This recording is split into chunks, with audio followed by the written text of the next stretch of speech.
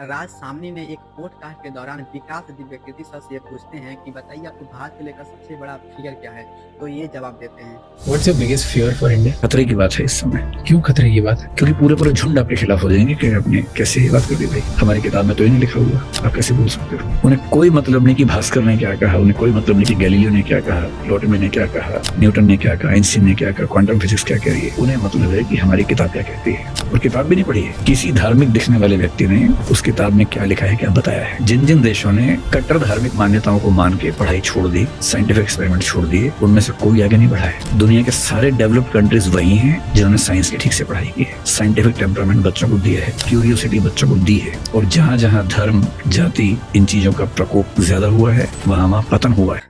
वहीं दूसरी तरफ भारत सबसे महान संत यानी प्रेमानंद महाराज जी से पूछा जाता है कि हमें भगवान में ज्यादा बिलीव करना चाहिए या साइंस में, तो कुछ ऐसे रिप्लाई करते हैं। विज्ञान की इतनी ताकत नहीं कि वो आपको प्रमाणित कर सके। आप प्रमाणित कर सकते हैं अपने आप को, तुम्हारा विज्ञान प्रमाणित कर सकता है, तुम्हारा विज्ञान केवल स्थूल शरीर को प्रमाणित कर सकता है। इस ढांचे का अल्ट्रासाउंड हो सकता है, ढांचे का एक्सरा हो सकता है, लेकिन आज तक विज्ञान मन को प्रमाणित कर पाया कोई है ऐसा यंत्र भारत में या अमेरिका में जो तुम्हारे मन का एक्सरा कर दे, तुम्हारे मन बुद्धि को देख ले। जब मन बुद्धि को नहीं देख सकता है सूक्ष्म शरीर, तो तुमको प्रमाणित कर सकता है तुम परमात्मा के अंत हो। आज तक है विज्ञान में ताकत? फिर अध्यात्म को आप कैसे ललकार सकते हैं विज्ञान के बल पे?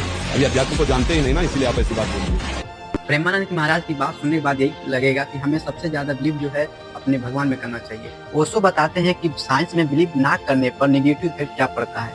भारत एक बुनियादी भूल में पड़ा रहा है। इसने विज्ञान का तिरस्कार किया, उसका फल भोग रहा है। विज्ञान के तिरस्कार के कारण तुम 2000 साल गुलाम रहे हो, किसी और कारण से नहीं।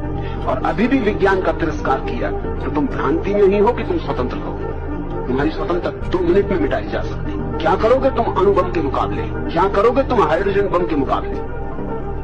तुम्हारी स्वतंत्रता दूसरों की कृपा पर निर्भर है, ख्याल रखना। तुम्हारी स्वतंत्रता 2 क्षण में मिटाई जा सकती है। और हमें शर्म भी नहीं आती ये कहते हुए कि फिरंगियों ने हमें गुलाम किया। तो तुम गुलाम हुए क्यों?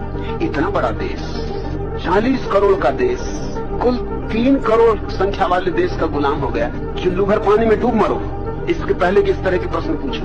शर्म भी नहीं आती। 40 आदमियों को 3 आदमी गुलाम बना ले और फिर भी गाली दे कि इन दुष्टों ने हमें गुलाम बना लिया। तो तुम करते क्या रहे? तुम बाहर झोंकते रहे। मेरा भी पर्सनली यही मानना है कि जो देश साइंस में बिलीव करेगा वही आगे बढ़ेगा।